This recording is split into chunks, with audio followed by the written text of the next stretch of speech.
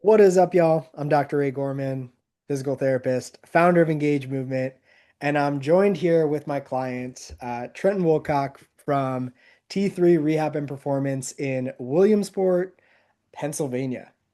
The booming Trenton, dude, metropolis. what's that? The booming metropolis. Where is that in relationship to maybe a city somebody would know? Are you kind of like in the boonies? Kind of in the boonies. I mean, Yeah. in Pennsylvania, we have two major cities, Pittsburgh, Philly, and Okay. cut the distance. I'm directly You're in the middle. So smack dab in the middle. smack dab in the middle. Yep. Awesome, man. Well, you guys are getting probably some of this crazy winter, so hopefully you're staying warm, man. But Yeah. dude, we've probably worked together collectively between working together one on one when you first started and, you just being a community member, maybe just like over a year now. I'd say, yeah, about a year.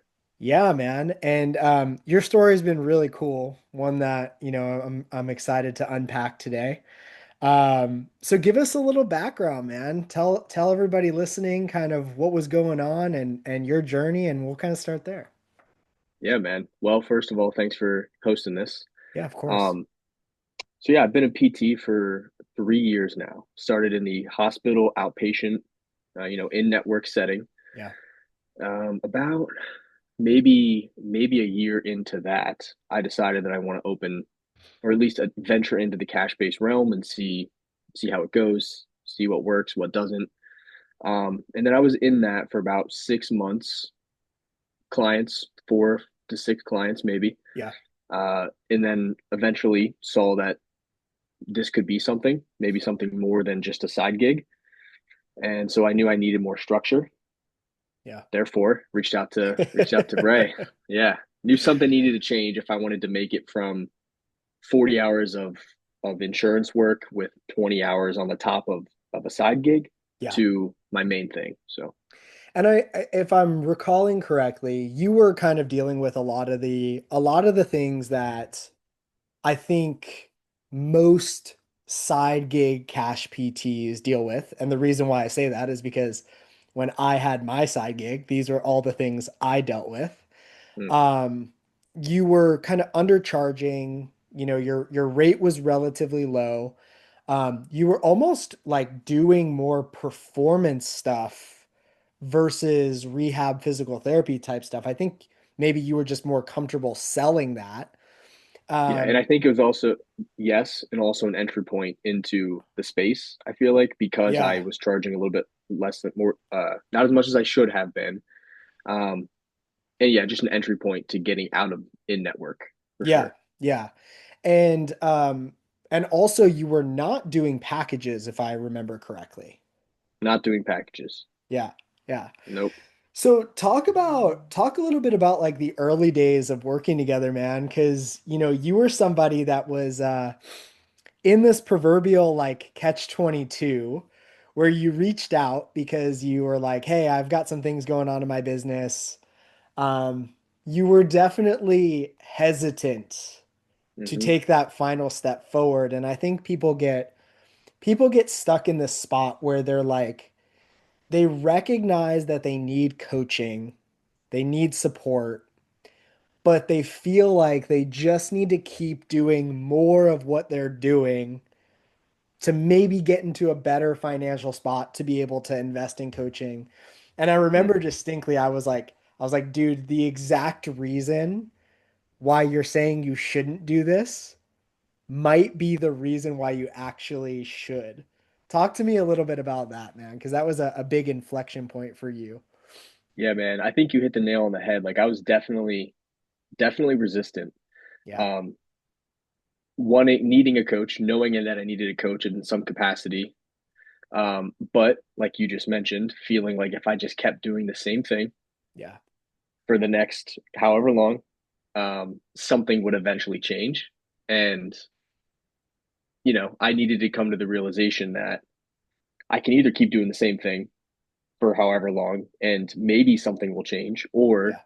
implement a structure that facilitated change. So, um, it took a little bit of time for me to really come around to the idea that like you know what like I need to invest now to make sure that I have the structure in place that I don't need to be just doing this as a side gig. So Yeah. yes, I was resistant, but glad I came around for sure. Me too, man, because it's been really cool kind of seeing you tackle the journey and, get Hmm. to where you are now. Yeah. Um, what were some of the things early on that you felt like were the biggest roadblocks for you in the business? And what were some of the things maybe that we had worked on where you were like, okay, this is gonna work? Because I think within probably like 6 to 10 weeks of working together, you started to have some pretty significant change. And the thing that I always credit to people who have change like that, like what I want you guys to know is I can only provide the information of what you should do, but you have to go do it and implement it. And all of my clients that get good results, like that is the thing, right? They take the Mm. information that we have from our calls and they literally go that later that day. What were some of the things early on that you felt like were the big roadblocks we had removed that you started implementing in the business that really started to show, okay, this thing's going to be, a full go? Yeah. Um, no doubter, the biggest thing that I remember is the implementation of the the recurring revenue structure. Yeah. So performance exercise programming. Yeah. The So PEP. letting the PEP. Yeah. Yeah. So before that, it was session by session. Hopefully that June looked like July, July looked like August, and it continued that trend. But you can just can't bet on that, Yeah. betting on just sessions. So implementing some strategy that allowed me to get recurring revenue on a monthly basis, but also get rewarded for I think the some of the where I put most of my value, which Yeah. is asynchronous remote programming, like the stuff that we you don't do while when you're outside of working just with me. So um, yeah, it was a win-win because I got rewarded for what I feel like is some of the most value I can provide, and I also got recurring revenue, which is huge because I was starting every month at zero. So the implementation of the performance exercise programming, the PEP, biggest roadblock. Yeah, Yeah, because removed. I remember talking early on, and you're like a big, right? Obviously, like your business was almost more performance than rehab. So Mm-hmm. you're a big exercise prescription guy. These are going to be the things that we do to help get you out of the way. And the thing that I found personally when I was practicing, when I had those clients that needed exercise guidance, they needed programming, I almost felt this like low level. I don't think I realized what it was at the time, but I felt like this low level of like resentment around those sessions where I was like, man, like this is like something that you could be doing on your own. You just need my guidance. You don't need to be here. It's not that I don't want you here. Mm-hmm. It's that I want to work with you in a different way.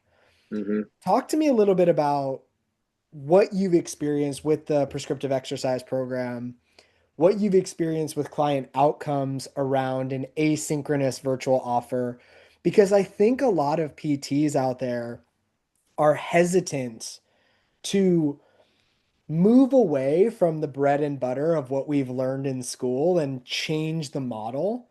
But you're somebody that's really leaned in and has freed up, a ton of time. Talk to Mm-hmm. me a little bit about kind of what you've seen from a client perspective. Yeah. So I think the biggest thing is more touch points throughout the week, right? Like they get more things that are from me in Yeah, their week than just our 1 hour session. yeah, So they can, it may not be me speaking to them or us interacting face to face or via call, but they are getting something that they know I tailored and individualized for them. So hmm, just a couple more touch points throughout the week, I think is the biggest thing there. yeah. Yeah, I always call it like the in between, right? yeah, yeah. It's like I want you to come in and I want to make sure that we're ready for the next phase. Mm, And then I want to manage the in between now and next time we meet so that we've accumulated enough volume, we've tested our theory, we've tested our hypothesis, and we know what changes we need to make. yeah. I think That's a that's great just point. I think that's something that is just really underrated for a lot of people.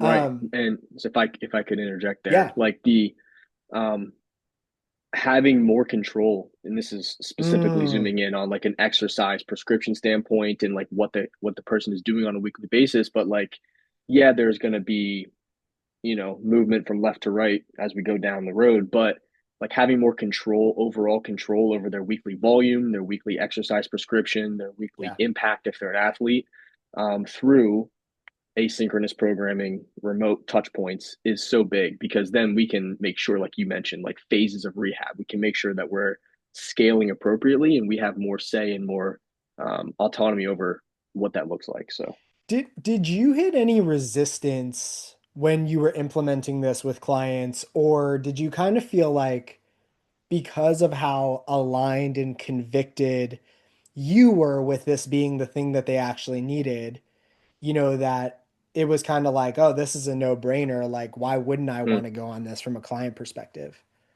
yeah, you know what? I bet most of my clients were like, he's giving me a lot of value already. Like, why am I not paying for this? So there Hmm. really wasn't much friction implementing it. They were Yeah. like, it's about time, I guess you asked for Yeah. this. So yeah. I find that's a huge thing that when people have difficulty implementing the PEP, there's usually like a conviction that this is the thing that clients need. And a lot of it is maybe they just don't think of strength and conditioning in that way. They think of very traditional ways.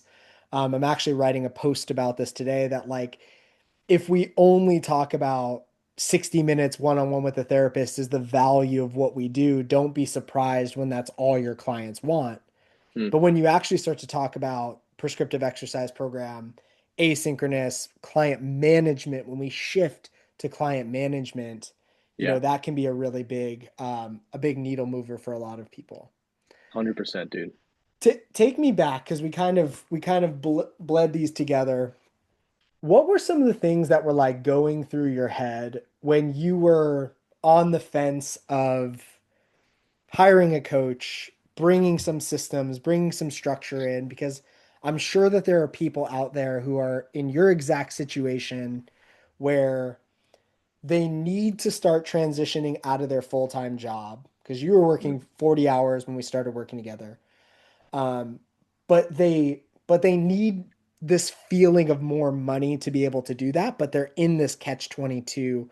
Talk to me a little bit about, that period, and then we can kind of talk about the transition that you underwent to now just being PRN a couple hours a week. yeah, I can definitely relate to that. I felt Yeah. that for sure. For a couple of reasons, mostly PTs are probably going to hear this call, and so most of the people that are going to hear this call have some student loans, and Yeah. it hurts, man. It's like a weight over your head. So that was probably um, the biggest reason I was resistant, knowing that I had a fair monthly minimum payment, and Yeah. whether I stay full time or if I jump off and go the entrepreneurship route, like that's not going to change. So Hmm. um, sacrificing some stability for good risk was something I had to Mm. overcome Yeah. for sure, for sure. Uh, yeah, and my outpatient job, as far as outpatient in network jobs go, wasn't bad. It was Yeah. pretty good. So leaving the stability of an income plus a pretty good outpatient job that I wasn't going to get back, um, yeah, created some resistance to making the jump. Do you mind sharing what you were, when you say really good, like what were you making as an outpatient therapist? Because I think that that's important for people. And I have like a point of, that comfort, the longer we sit in it, Mm, the harder it becomes to leave. yeah.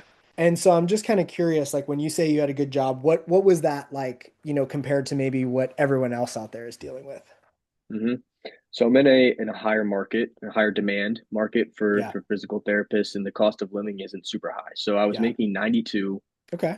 92K a year, uh, year and a half out of school. So Yeah. not bad. And then it was mostly one patient per hour Yeah. with 90-minute eval slots, right? So Yeah. like not too bad, not too shabby. Yeah. But that could easily have created complacency, and it Hmm. was close to that. So Yeah. Dude, my first job was like 60 grand. So, nice work there. I think what that allowed you to do though is it allowed you to kind of stack maybe a little bit of a cushion more so than other people. Yeah. And I think that's one of the underrated things that, a lot of people are thinking about doing is like you have to be willing to do something for a short time that you're not willing to do for a long time. Maybe that's changing settings, maybe that's taking a higher role, PRN, Mm, somewhere else. But also, in your case, it's like let's just call it $7,000 a month about, right? Um, when you start to do the math in your cash practice, it's not really a crazy amount of volume that you need to start to see in order to replace that, right? absolutely. Yep. And so, that's where you said something that I thought was interesting. You said this like concept of good risk, Mm, right? And healthy risk. Yeah. I think good risk means that there's upside, that you can control. And like the worst case scenario for a lot of people is you just go back and get another job. Yeah. Yep. Did you ever have that thought process? I did. I did, which I almost wish my job sucked because that would have lit more of a Yeah. fire and be like, Yeah. nope, I can't go back. I have no choice. So, Yeah. um, it almost created a security blanket for me. So, Yeah. not saying like I'm grateful that I had that job. Sure. It allowed me to leave my work at home and when those 20 hours a week of the side gig at the time came, I could Yeah. focus on it. Yeah. But it was definitely a security blanket that maybe stalled the jump for a little bit. So Yeah. yeah, What were some of the things, man, that you felt like were unique about working together? Not just from the lens of like, okay, this model is great. I have recurring revenue, which provides, stability, but what was unique about the coaching? What was unique about, the group interaction? What were some things that kind of stood out to you in that journey? yeah. I think two things. Number one, the 24/7 access to like sending you a voice message, getting a voice message back in Yeah. detail. Um, any questions I had, they were answered within a day. Yeah. And then number two, the community, like you mentioned, the engaged community, a wealth of resources, whether it be an intake form that somebody has vetted a few times, Yeah. or just chopping up need initial evaluation flows and Yep. business structure. So like just the community, a wide variety of resources and people in there that are doing the thing, those that are just starting. Um, yeah, I thought that was helpful too. Yeah, it's like at this point, it's like I'd be surprised if something wasn't in there. And if it's not in there, we're Yeah. pretty quick about making sure that we create a training and getting it up. Every time I had a question, whether it be like, "Hey, do you know about an intake form?" You'd be like, "Oh Yeah. yeah, dude, let me send you a link from the Yeah, let me community. tag you in the let me Let me tag you in the tag you." post where it's there. Yeah. Well, Yep. this may come to a surprise to people listening, but my business is set up exactly how my cash practice was. There is a non-scalable component or a, scalable component that has a cap, and that's the one-on-one time that I spend with clients. And Mm, then there is a very scalable component, which is the asynchronous management, the clients in the community level and things like that. And so even though I'm not practicing the way that, you're practicing, my business model is very much the same. mm. And so I think it's really cool to kind of see that iteration and that journey go through. But what's um what's the life of Trenton like now with T3 now that blended practice model is implemented? You've stacked some recurring revenue. How many clients do you kind of program for on a monthly basis at this point? Yeah. So I would say north of 10 remote clients for sure, Yeah. and I'm seeing 12 to 15 clients a week in person. Awesome. So right around that ballpark right now. But the blended model, the recurring model, has allowed me to see those 12 to 15 client facing hours per week and then have more time for like content creation, marketing. Yeah. if I want to go to the grocery store at Wednesday on at 10 a.m., Yeah. like I can build that in, right? So Yeah. I'm not trading solely time for money as I was with the full time job. So Yeah.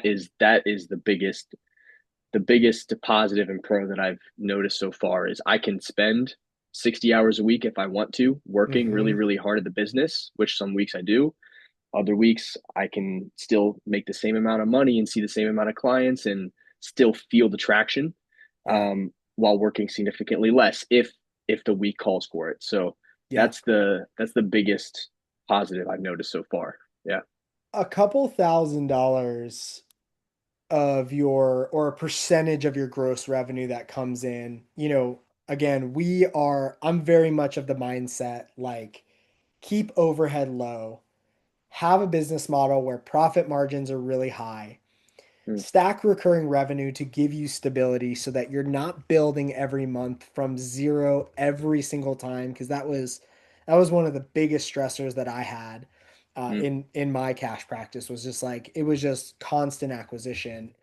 And when you can raise that floor from zero to $3,000, $4,000 a month, and you know that if you see no clients, this money's coming in no matter what, yep. everything else on top of that starts to act like a bonus, you know? 100%. What do you feel like Yep. that's done for kind of like your peace of mind? Yeah.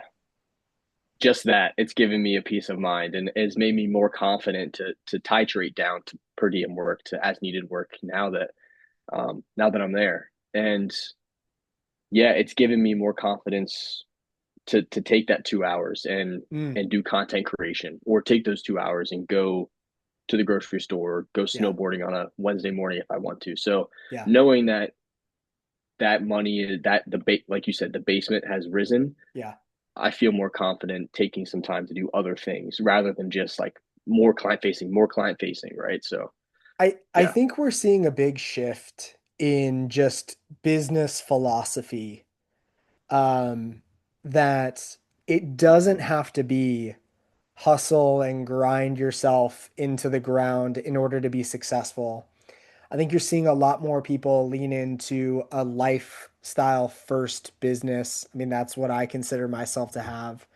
Um, and I think that as human beings, like we weren't really designed to live in a box 40 hours Mm, a week and never get outside and go to work before the sun rises and go home, after the sun yeah. sets. I Yep. just don't think that's what we were meant to do. Um, and not tapping into the virtual world, I think is a big mistake in this day and age. Clients want access to you. Clients are willing to pay for access to you. Clients want their time back, Mm, right? Have yep. you noticed any feedback from clients in your realm of like this is exactly what I felt like was missing from physical therapy? Like what are your clients saying about going on a virtual offer?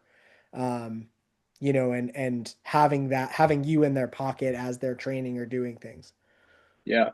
I mean, I've had a handful of clients that have failed in network traditional Yeah. physical therapy, and that's no shade at the therapist, and I, who knows if they were quality or not, but Yeah. the model just doesn't, it's not productive most of the time for higher level individuals, those with high level demands and activities. So Yep. seeing somebody that has failed physical therapy traditionally has maybe tried a couple months of exercising on their own time and then come to me and they're like, hey, dude, like my ACL is still screwed up. Like my hip labrum's not getting better. I've tried this. Like, what do you got for me? And then seeing them be successful through our model because there's more touch points throughout the week and Hmm. we're looking at their weekly volume and we're scaling it and they're getting access to the value I can provide them outside of just the client facing time Yeah. has been massive. Because I think that speaks for itself, right? Like I'm not reinventing the wheel with any kind of rehab I'm giving them.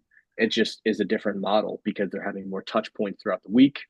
Um, yeah, that's simply simple as that. Was it difficult for you to make that jump from in person only to, prescriptive exercise program, this asynchronous recurring revenue model. Was that difficult for you, or did you find that you had a pretty easy time doing it? For me, it was not difficult because Yeah, I was already doing that for my yeah, clients. I was yeah. seeing them once a week, but I was also programming for them for the rest of the week, but Mm, not charging for it. So for me, it was a I was already doing it, so yeah, it was an you easy your effective hourly rate was very low, if I remember, yes, because all that time that you're spending managing the client's program, yeah. you're now Plus the bundling into your hour, session plus the hour. exactly, Yeah, exactly. it's really hard for people to make that shift. And a Because lot I of knew. people out there are Sorry, go ahead. doing that, you know? Yeah, yeah. Go ahead. Because I knew that this was like what needed to happen. This is the value that was missing, Yeah. but I didn't know how to really like get rewarded for it or get paid for it. So How do I um, position it? How do I present it in a way where this makes sense? And that is really what we teach within the system. That is really what we teach within the structure mm, is this is where it fits in the journey. These are the pieces prior to ever programming for a client that you need to take them through. This is the presentation that you need to give. These are the words that you need to say. All those yeah, things are built out in the program. mm, Yeah. I love it. Couldn't agree Uh, more.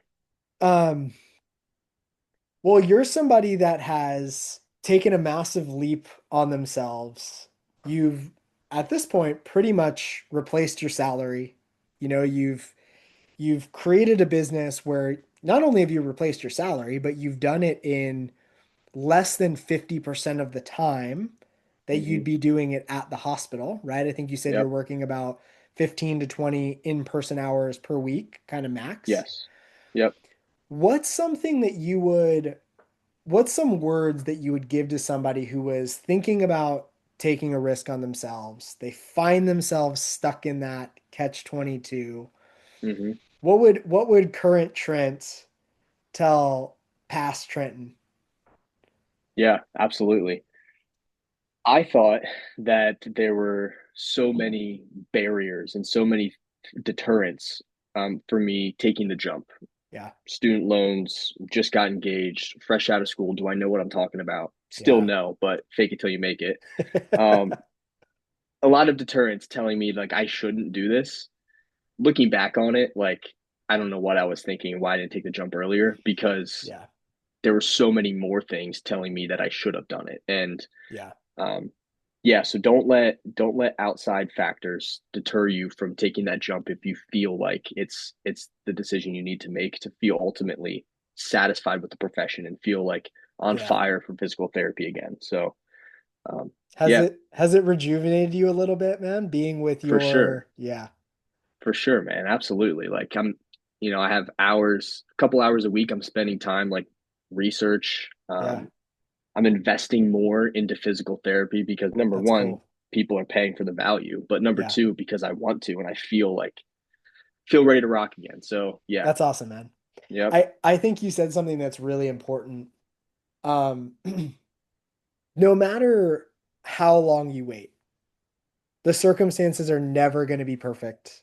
mm-mm, You are always going to find reasons not to move if you look for them. And I actually think we need a healthy dose of insecurity as entrepreneurs to constantly question, can we do things better?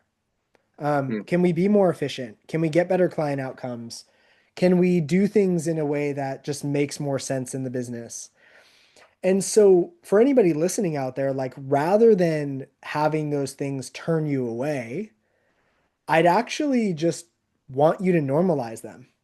yeah, That that you can move forward without having the perfect answer, that you can move forward feeling insecure, because the only way that you're going to work through that as an entrepreneur is through action. mm, Really is through action.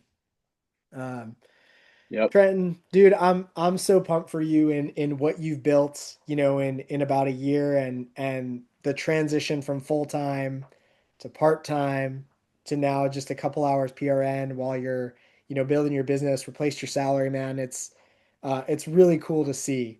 Um, any final thoughts as we kind of wrap up here?